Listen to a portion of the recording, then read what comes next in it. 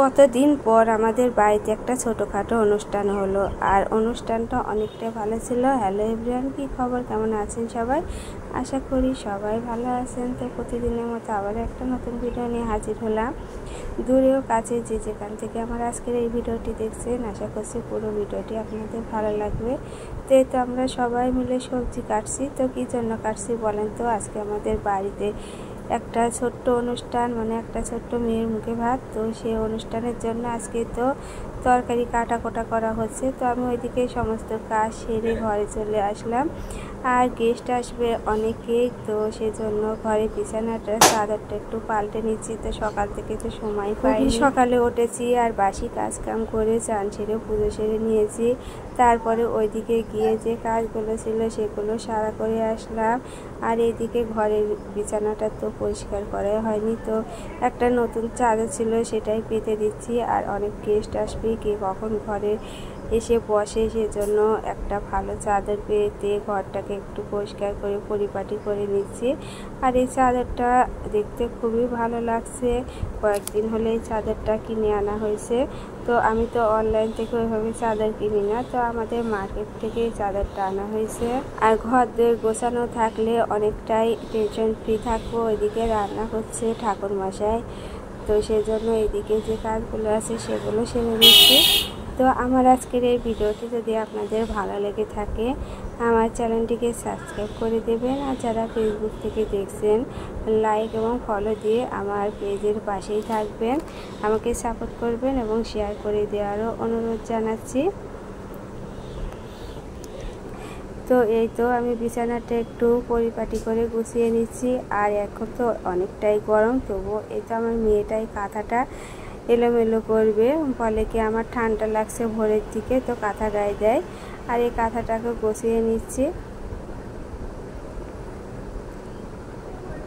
তো আমার বিছানাটা গোছানো কমপ্লিট হয়েছে, আর দেখে বুঝতেই পারছেন কতটা সুন্দর লাগছে আমার আজকের এই বিছানাটা গোছানো হয়েছে সেজন্য। আর এইদিকে রান্নাবাড়িতেও শুরু করে দিয়েছি সেই সকাল 7টার থেকে। তো এখন মাছ ভাজা হচ্ছে, তো রান্নাবান্না কমপ্লিট। তো মেয়ের মুখে ভাত শুরু হয়ে গেছে। তো আমার দেওরের মেয়ে মুখে ভাত ছিল আজকে। আর প্রথমে তো ঠাকুর মশাই মুখে ভাত, মানে প্রসাদ দিচ্ছে। তো কৃষ্ণ প্রসাদটা আগে ঠাকুর মশাই দিচ্ছে, তারপরে মামা ভাত দেবে। আর প্রথমে অনেক কান্না করছিল গরমের জন্য, এই জামাটা পরে আছে সেজন্য। জামা গায়ে দিতে পছন্দ করে না গরমের জন্য, আর দেওয়া হয় না। আর এই জামাটা পরার থেকেও অনেক সময় ধরে কাঁদছিল। তো যখন প্রসাদ মুখে দিয়েছে তখন তো অনেকটাই চুপচাপ। আর এই দেখুন কত সুন্দরভাবে মামার থেকে ভাত খাচ্ছে, তো মামা ভাত নিচ্ছে। আর কান্না করতে করতেই দেখুন চোখটা জলে ভেজা হয়ে আছে। তো অপরিচিত সবার কাছে যাওয়ার জন্য, আর অনেক মানুষ, সেজন্য একটু কান্নাও করছিল বেশিটা সময় ধরে।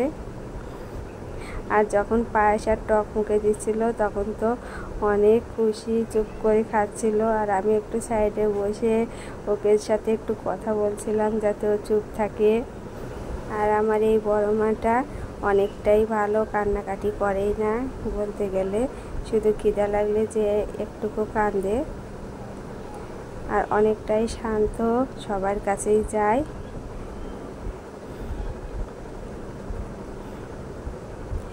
আর এত ছোট মেয়ে তো সব কিছু খেতেই পারে না, তবুও আমাদের যে নিয়মটা মুখে ভাত দেওয়ার, তো সেটা করছে।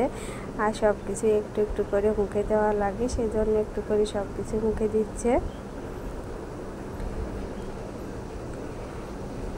তো মামার ভাত দেওয়া হয়ে গেলে আবার দাদুই ভাত দেবে।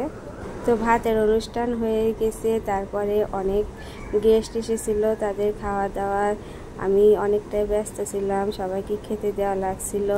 আর অনেক কাজই ছিল, সেজন্য ভিডিওটা করা হয়নি। তো আজকের ভিডিওটা এই পর্যন্ত। তারপরে তো আমার মেয়েও বোনকে খাইয়ে দিচ্ছিল।